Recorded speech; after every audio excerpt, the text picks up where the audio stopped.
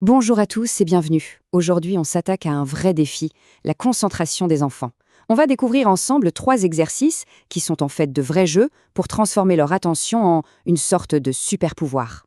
La meilleure nouvelle dans tout ça, ça ne prend que quelques minutes par jour. Allez, on y va. Ah, les devoirs. Qui n'a jamais vu ça, hein? Le regard qui s'évade par la fenêtre, le stylo qui tombe toutes les 10 secondes, et puis soudain, une mouche qui vole devient le spectacle le plus passionnant du monde. Pendant ce temps, les devoirs s'éternisent et notre patience, elle, diminue à vue d'œil. C'est frustrant, on est bien d'accord. Mais, et c'est important, ce n'est absolument pas une fatalité. Et le coupable dans tout ça? Eh bien, il est juste là, sous nos yeux. C'est ce monde d'hyperstimulation. Pensez-y, les notifs qui pop, les vidéos qui durent 15 secondes, les récompenses instantanées dans les jeux. Le cerveau de nos enfants est bombardé en permanence. Il s'habitue à sauter d'une chose à l'autre, à vouloir tout de suite. Alors forcément, lui demander de se concentrer sur un problème de maths un peu long, c'est un peu comme demander à un sprinter de courir un marathon, sans aucune préparation. Mission impossible, quoi. Et c'est là que tout change. Il faut vraiment qu'on arrête de voir la concentration comme une sorte de don magique. Genre, soit on l'a pas, c'est faux. La concentration, c'est une compétence. Mieux que ça, c'est un muscle. Et un muscle, eh bien, ça s'entraîne, ça se renforce. Et c'est exactement ce qu'on va commencer à faire tout de suite. Allez, premier exercice. On attaque par la base de la base, les fondations, le jeu de la statue. C'est peut-être le plus simple, mais croyez-moi, il est fondamental. L'idée, avant de calmer l'esprit, on va apprendre à calmer le corps. C'est un jeu que les enfants connaissent et adorent, et son efficacité est juste bluffante. Alors, comment on joue? C'est ultra simple. D'abord, on prend un minuteur et on le met bien en vue. C'est important que l'enfant voit le temps qui passe. Ensuite, il ou elle choisit une pose, n'importe quoi, un super-héros, un chat, un flamant rose, plus c'est drôle, mieux c'est. Et là, top! Immobilité totale, on ne bouge plus un cil. Et à la seconde où le minuteur sonne, c'est gagné! On crie, on applaudit, on félicite. Cette célébration, c'est vraiment la clé. Regardez ce petit plan. Le mot d'ordre ici, c'est progressivité. On ne cherche pas à battre un record du monde. L'objectif, c'est de construire de la confiance. On commence tout petit, avec 30 secondes. Franchement, 30 secondes, c'est rien. C'est faisable, et donc c'est une victoire assurée. Et chaque petite victoire, eh bien, ça renforce ce fameux muscle de l'attention, et ça donne envie de recommencer le lendemain. On construit l'endurance, mais tout doucement, marche après marche. Et bien sûr, pour pas que ça devienne ennuyeux, on peut changer les règles. Première variante, la statue en miroir. On se met face à face et on fait la même pose. C'est génial pour la connexion.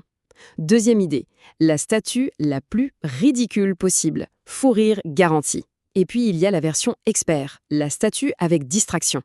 Là, on a le droit de tout essayer pour faire bouger l'autre. Grimace, blague, mais sans jamais le toucher.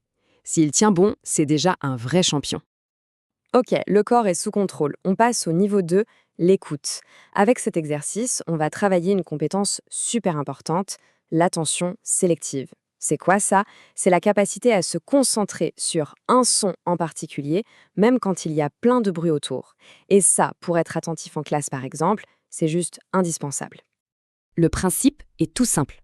On s'installe au calme, l'enfant ferme les yeux, on lance un timer, et la mission, c'est de devenir une sorte de super-héros de Louis. Il faut essayer de capter tous les sons, mais vraiment tous.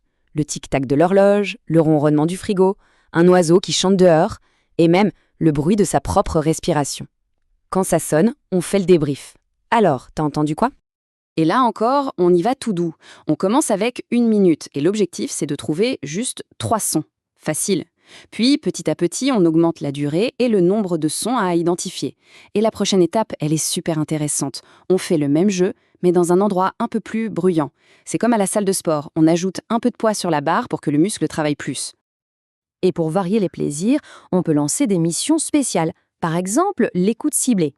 Aujourd'hui, tu ne dois repérer que les bruits de voiture. Ou alors l'écoute musicale, ça c'est génial. On met une chanson et on lui demande de se concentrer uniquement sur la batterie ou la guitare. Une autre idée, on lit une histoire et il doit taper des mains à chaque fois qu'il entend le mot château. C'est un super entraînement. Allez, on arrive au 3e et dernier exercice. C'est le plus créatif et il mélange un peu le contrôle du corps du premier et la concentration du deuxième. On va s'attaquer à la concentration visuelle. Et le truc génial avec ce jeu, c'est que le résultat est toujours complètement improbable et drôle. Du coup, aucune pression, aucune peur de mal faire.